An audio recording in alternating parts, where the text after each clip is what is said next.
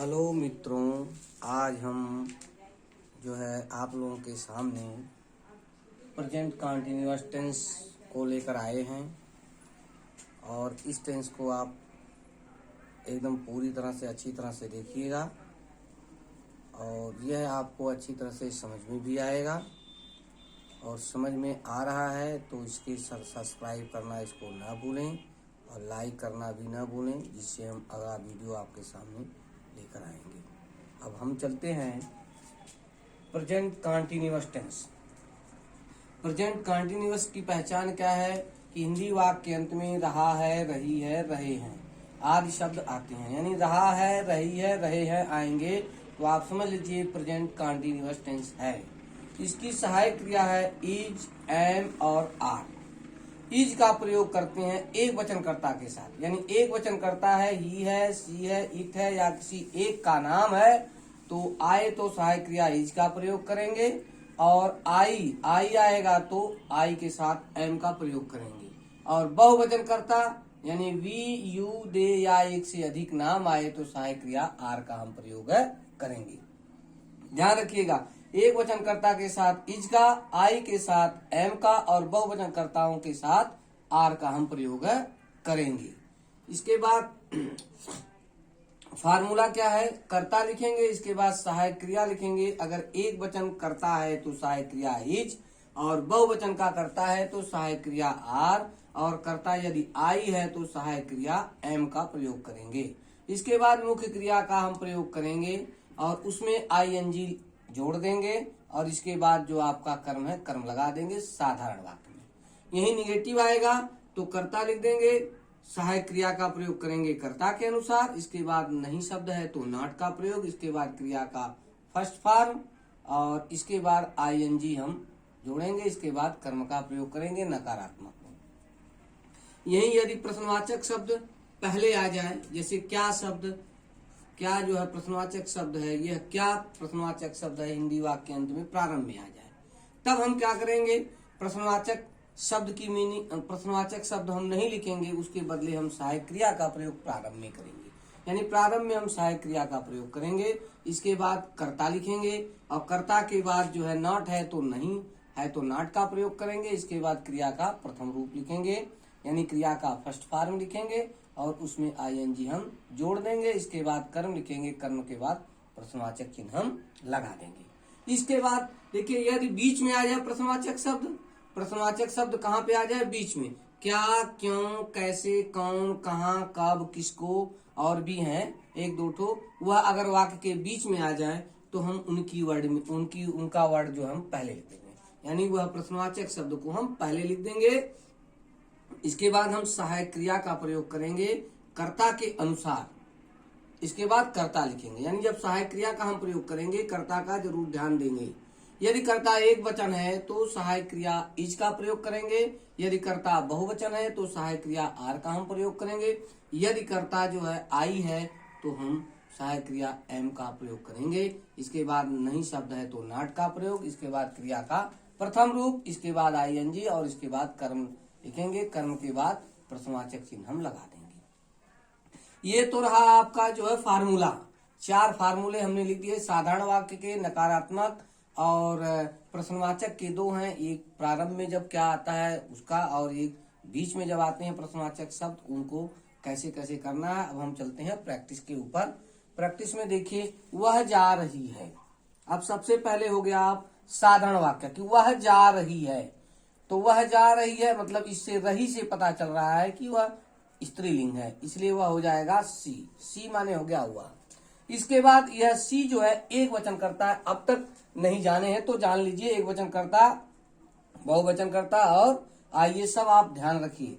तो एक वचन करता है तो यहाँ पर सहायक क्रिया का प्रयोग होगा इज। इसके बाद जाना का होता है गो, क्रिया का फर्स्ट फॉर्म हो गया गो और इसमें आईएनजी हम जोड़ देंगे तो हो जाएगा सी वाज गोइंग। इसके बाद फुल स्टॉप लगा देंगे। एकदम आसान है, कोई कठिन भी नहीं है। अब देखिए वह घर जा रही है, अब इसमें हम एक ऑब्जेक्ट और जोड़ देते हैं, वह घर जा रही है तो यहाँ पर हो गया सी। इसके बाद वही है सहायक क्रिया इज, इसके बाद गोइंग, गोइंग कहाँ जा रही है, घर, गोइंग टू हाउस। ये ध्यान रखिए। गोइंग टू होम भी कह सकते हैं, पर्सनल के लिए होम होगा यहाँ पर। She is going to house या होम कह सकते हैं। अब देख लीजिए, तो एक वचन के लिए इज का प्रयोग हमने किया। अब देखिए आई के साथ प्रयोग हो रहा है, मैं पढ़ रहा हूं। अब जब मैं का मतलब हो गया आई, आई माने होता मैं, आई के साथ कौन सी सहायक क्रिया का प्रयोग हो रहा है, एम का प्रयोग, आई एम। इसके बाद पढ़ना का क्या होता है, read, are E A D, read. अब ये आर इस तरह नहीं, हम इस तरह बना देते हैं, रीड, और इसमें आई एन जी हम जोड़ देंगे, हो जाएगा आई एम रीडिंग। देख लीजिए, आई के साथ एम का प्रयोग किया गया, सी के साथ इज का प्रयोग। यह एक वचन है इसलिए इज का प्रयोग, यह देखिए आई है, इसके साथ एम का प्रयोग किया गया। अब यहां पर भी देखिए, अब निगेटिव आ गया, तो यहां मैं नहीं पढ़ रहा हूं, तो हो गया आई, आई माने मैं। इसके बाद एम, सहायक क्रिया हो गया एम, आई एम। अब निगेटिव है तो नॉट का प्रयोग करेंगे। यहां पर आप टेबल से देख सकते हैं, कर्ता फिर सहायक क्रिया, इसके बाद नॉट, है ना। इसके बाद क्रिया का प्रथम रूप पढ़ना, तो यहाँ पर हो गया आ, फिर आर हमने ऐसे बना दिया, आर होना चाहिए, are E A D, read हो गया। इसमें आई एन जी जोड़ देंगे, रीडिंग, ठीक है ना। मैं नहीं पढ़ रहा हूं तो आई एम नॉट रीडिंग हो गया। आ गया समझ में। यहाँ पर दिखाई नहीं दे रहा होगा तो मैं रीडिंग पुनः लिख देता हूं, R E A D I N G, I am reading हो गया, फुल स्टॉप लगा दिया। देखिए आई के साथ हो गया एम का प्रयोग, और एक वचनकर्ता के साथ इज का प्रयोग। हम बहुवचनकर्ता के साथ चल रहे हैं। अब देखिए, अब यहाँ पर बहुवचनकर्ता आ गया आपका, तुम मैदान में नहीं खेल रहे हो। अब तुम का होगा यू, तुम का क्या होगा, यू। इसके बाद ये बहुवचनकर्ता हो गया, और बहुवचनकर्ता है तो उसके साथ सहायक क्रिया आर का प्रयोग करेंगे, A R E, you are. इसके बाद है निगेटिव है तो नहीं है तो नॉट का, यू आर नॉट। अब खेलना का होगा playing, P L A Y I N G, playing. अब खेल रहे हैं, यू मतलब यू आर नॉट प्लेइंग, आपका मैदान में बचा। अब यहाँ पर मैदान में का मतलब होगा इन the field, F I E L D, full stop हो गया। देखिए ये ऑब्जेक्ट हो गया, तुम मैदान में नहीं खेल रहे हो, you are not playing in the field, हो गया। अब आते हैं, यदि क्या वाक्य प्रारंभ में आ जाए, यदि हम क्या वाक्य प्रारंभ में लिख देंगे तो अब यह वर्ड नहीं लिखेंगे, क्या जो है क्या हम नहीं लिखेंगे, क्या जो है जब शुरू में आता है तो हम सहायक क्रिया का प्रयोग प्रारंभ में करते हैं कर्ता के अनुसार। यह करता है वी, वी माने क्या होगा, हम।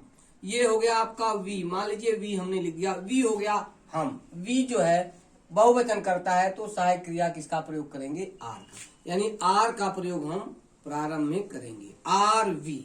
इसके बाद नहीं शब्द इसमें नहीं है तो देखिए यहाँ पर हो गया, कहाँ गया, ये देखिए सहायक क्रिया हो गया, इसके बाद कर्ता भी हो गया, इसके बाद नहीं शब्द है वो भी हो गया, इसे क्रिया का प्रथम रूप। इसमें क्रिया है कूदना, ठीक है ना।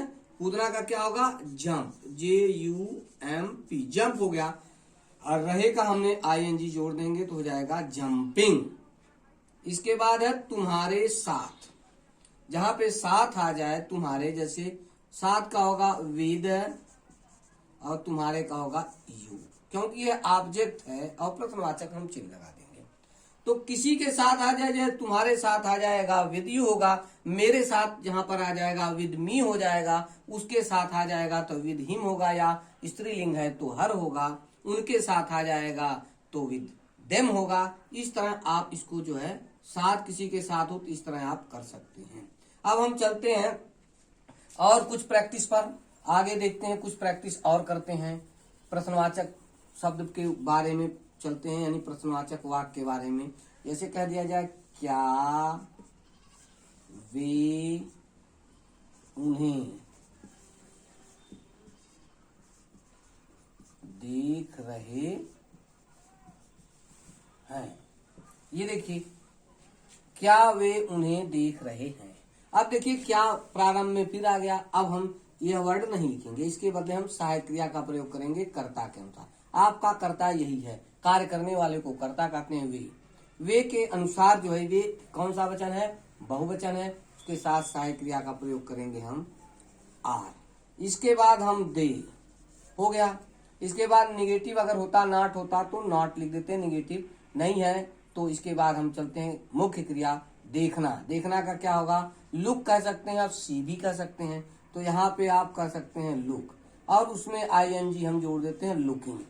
आर दे लुकिंग, किसे देख रहे हैं, उन्हें, वे से उन्हें होता है तो इसका हो जाएगा देम। इसके बाद प्रश्नवाचक चिन्ह हम लगा देंगे।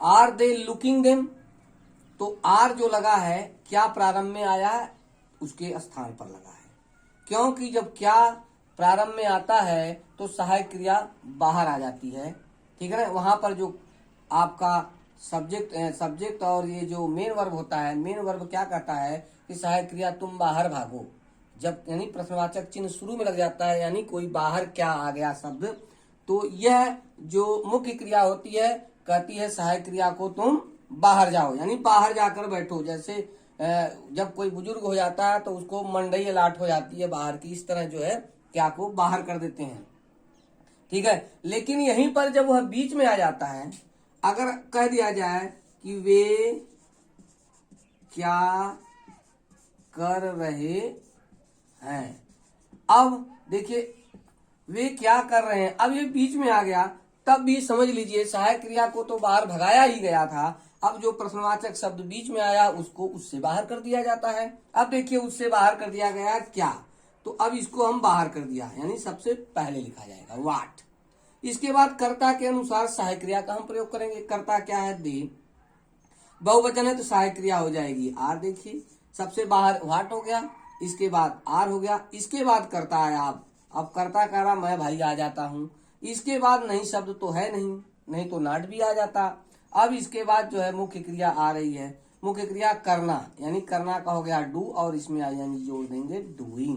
इसके बाद प्रश्नवाचक चिन्ह आप लगा दीजिए। वेरी सिंपल, एकदम आसान है। जब क्या प्रारंभ में आता है तो उसके स्थान पर प्रारंभ में सहायक क्रिया का हम प्रयोग करते हैं, लेकिन जब प्रश्नवाचक शब्द बीच में आता है तो उसको हम प्रारंभ में लिखते हैं, इसके बाद हम सहायक क्रिया का प्रयोग करते हैं कर्ता के अनुसार।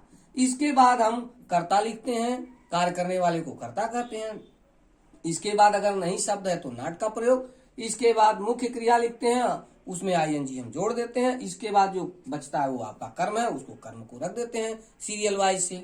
अब चलिए एक आध उदाहरण और हम देखते हैं, बीच वाला देखते हैं। अब थोड़ा सा लंबा देख लेते हैं, अब लंबे में थोड़ा सा देखिए।